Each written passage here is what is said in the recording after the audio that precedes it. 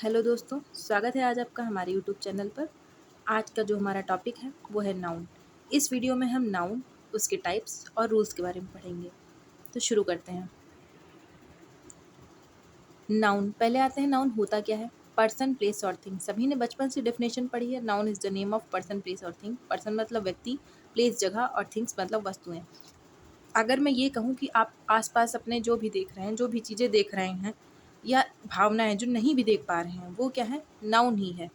Example में आप कोई बड़े एग्जाम्पल रटिए मत। अपना नाम, शहर, देश, जो थिंग्स आप देख रहे हैं सब क्या है? नाउन ही तो है। अब हम कहते हैं टाइप्स ऑफ नाउन। देखिए, मैंने टाइप्स ऑफ नाउन में लिखा है काउंटेबल और अनकाउंटेबल। देख पा रहे होंगे आप। काउंटेबल क्या? जिन्हें हम गिन सकते हैं। काउंटेबल में हमारे आएंगे प्रॉपर, कॉमन, कलेक्टिव। अनकाउंटेबल जिन्हें हम गिन नहीं सकते, जैसे मटेरियल या एब्स्ट्रैक्ट, दोनों। एब्स्ट्रैक्ट मतलब भावात्मक, मटेरियल मतलब पदार्थ, सोना चांदी सब क्या है? मटेरियल में है। एब्स्ट्रैक्ट मतलब भावनाएं, मिठास होना, खटास होना, दुख होना, खुशी होना, ये सब क्या है? भावनाएं हैं। इन्हें हम छू तो सकते नहीं। अब इम्पॉर्टेंट जो है रूल्स पे आते हैं। देखिए, हमारा रूल्स, पहला रूल कहता है कि अगर दो सेम नाउन किसी प्रीपोजिशन से जुड़े हों तो दोनों सिंगुलर फॉर्म में होते हैं। अब जिन्हें नहीं पता है प्रीपोजिशन क्या होती है, प्रीपोजिशन का मैं एक अलग वीडियो भी बनाऊंगी, लेकिन अभी के लिए समझ लीजिए कि आपके जितने इन, ऑन, इनटू, आफ्टर, बिफोर, ये जो वर्ड हैं ये क्या है? प्रीपोजिशन में आते हैं। अब देखिए, सेम नाउन का मतलब,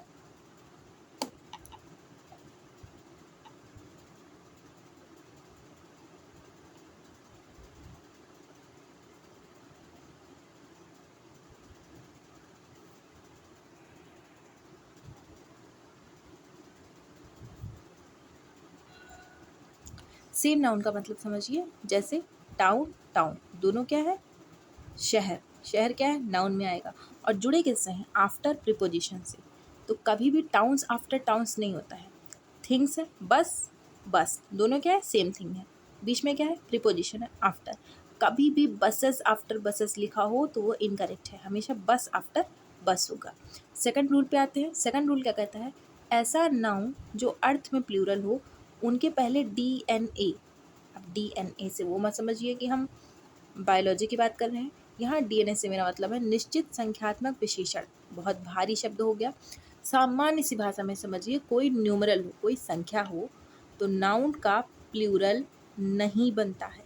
हमेशा याद रखना है, नहीं बनता है।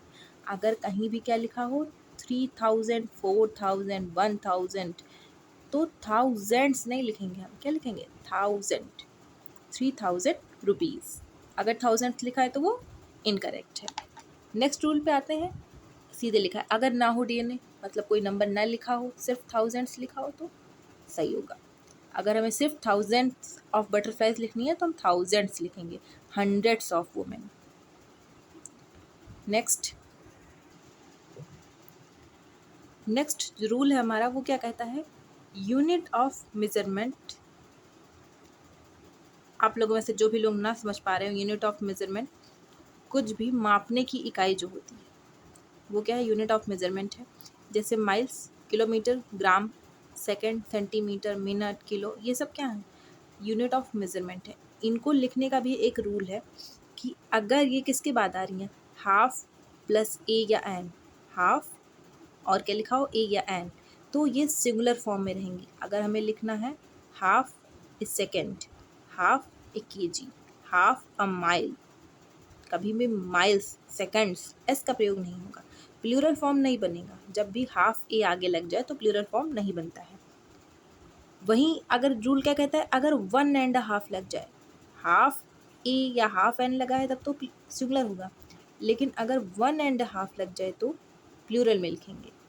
जैसे देखिए, 1.5 ग्राम्स, ग्राम नहीं, कभी भी नहीं, 1.5 ग्राम्स, 1.5 मिनट, 1.5 सेकेंड्स। बहुत इंपॉर्टेंट रूल है। बहुत लोग इसमें गलत कर देते हैं कि अगर हाफ ए है तो सेकंड्स लिख देंगे, 1.5 है तो ग्राम लिख देंगे, सेकंड लिख देंगे, ठीक है। तो हमेशा याद रखिए कि अगर 1.5 है तो प्लूरल, और अगर सिर्फ हाफ है तो सिंगुलर। नेक्स्ट पे मैं आती हूँ। देखिए, ये भी बहुत इंपॉर्टेंट रूल है।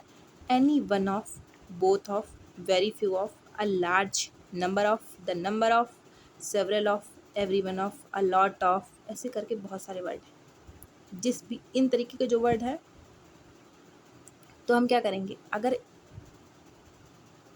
किसी वाक्य में ये प्रयोग हों तो इनके बाद प्लूरल नाउन का प्रयोग होगा। कहीं भी आइदर हो, नाइदर हो, सेवरल हो, एनी वन ऑफ हो, तो उसके बाद हम क्या करेंगे, प्लूरल फॉर्म का ही प्रयोग करेंगे। कहीं भी सेंटेंस होगा तो आइदर ऑफ मैन नहीं होता है। एक चीज़ और है, वैसे मुझे लगता है सभी को पता भी होंगी कि कभी भी मैन का प्लूरल मैंस नहीं होता है, मेन होता है। वुमेन का प्लूरल जो होता है वुमेन्स, वुमेन्स कुछ नहीं होता है, वीमेन होता है, WOMEN। तो देखिए एग्जाम्पल है, either of man, either of the man is honest, each of the benches is very hard.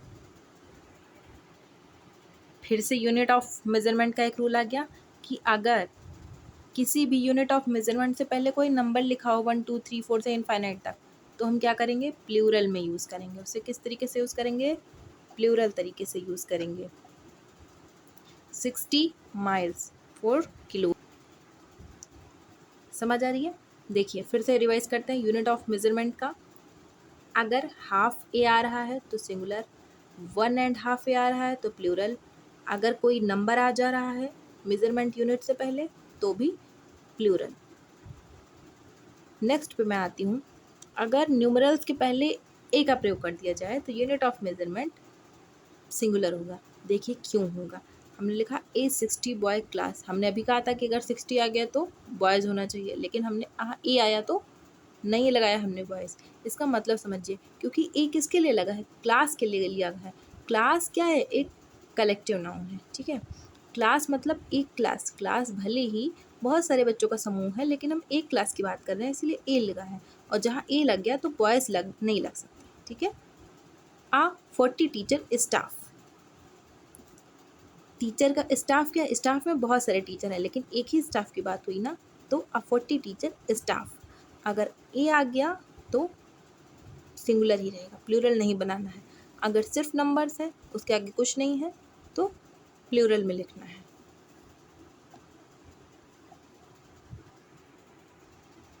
अब देखिए कुछ नाउन्स ऐसे भी हैं जिनके अंत में पहले से एस लगा होता है और इनमें कभी भी ए और एन का प्रयोग नहीं होगा, और इनका प्रयोग जो है सिंगुलर की तरह नहीं हो सकता है। जैसे हम बात करें, पहले बहुत छोटे छोटे एग्जाम्पल समझिए जो डेली यूज़ में है। पैंट्स, पैंट्स कभी भी क्या एक टांग की हो सकती है, नहीं ना, वो हमेशा जोड़ों में रहेंगी, तो हमेशा पैंट्स होगा। स्पेक्टिकल्स होगा, रिगार्ड्स होता है, पजामास होता है, शॉर्ट्स होता है, जीन कुछ होता है नहीं, जीन्स होता है, एशेज होता है, स्टेयर्स होते हैं, सीजर्स होती हैं, प्रिंसर्स, मैनर्स होता है, आउटस्कर्ट्स, ऑर्डर्स, कस्टम्स, थैंक्स, रोज ही बोलते हैं भाई ऐसे वर्ड सब। नेक्स्ट आते हैं कि कुछ नाउन्स ऐसे हैं जिनका प्रयोग सिंगुलर फॉर्म में होता है, इनके साथ ए एन का प्रयोग नहीं किया जाता। अब उसी के तरीके से है कि कभी भी फर्नीचर्स नहीं होगा, इक्विपमेंट नहीं होगा, मेंट्स कुछ नहीं होता, इक्विपमेंट ही होता है। फूड, एडवाइस, अगर बहुत सारी एडवाइस, बहुत सारी बातें आपको सिखाएंगे तो भी एडवाइस ही रहेगा, स्टेशनरी ही रहेगा, स्टेशनरीज कुछ नहीं है। इंफॉर्मेशन, बहुत सारी इन्फॉर्मेशन हो तो भी इंफॉर्मेशन ही होगी। पोइट्री, म्यूज़िक, टेक्नोलॉजी, परसेंटेज, ऐसे करके बहुत सारे वर्ड्स हैं। आप तुम चाहे तो कहीं नोट कर लें या स्क्रीनशॉट ले लें। एक देखिए नोट करके लिखा हुआ है कि इन्हें सिंगुलर या प्लूरल फॉर्म में प्रयोग करने के लिए इनसे पहले कुछ शब्द जोड़े जाते हैं, जैसे part of, piece of, kind of, item of, article of. जैसे अगर हमें फर्नीचर को क्या लिखना है, प्लूरल में लिखना है, तो हम क्या कहेंगे, the carpenter made many kinds of furniture, मतलब बहुत तरीके के फर्नीचर, बहुत सारे हैं तो काइंड्स ऑफ। अगर हमें एक फर्नीचर की बात करनी है तो the carpenter made a kind of furniture, मतलब एक अच्छे तरीके का या एक तरीके का फर्नीचर कारपेंटर ने बनाया। कुछ नाउन्स ऐसे होते हैं जो प्लूरल लगते हैं परंतु उनका सिंगुलर होता है। बहुत सही ये रूल है, हम लोग देखते भी हैं कि जो सब्जेक्ट्स होते हैं जैसे मैथमेटिक्स हो गया, पॉलिटिक्स हो गया, इकोनॉमिक्स हो गया, क्या वो प्लूरल है, नहीं, लेकिन उनके पीछे एस लगा है। जब भी उनके साथ हेल्पिंग वर्ब का प्रयोग करेंगे तो हमेशा सिंगुलर हेल्पिंग वर्ब का प्रयोग करेंगे। जैसे न्यूज़ है तो the news are not good कुछ नहीं होता, the news is not good. Video लंबा हो रहा है तो मैं इसका सेकंड पार्ट डालूँगी। उम्मीद करती हूँ आप लोगों को ये रूल अच्छे लगे होंगे। अगर हमारा वीडियो अच्छा लगे तो लाइक शेयर सब्सक्राइब करें। Thank you so much.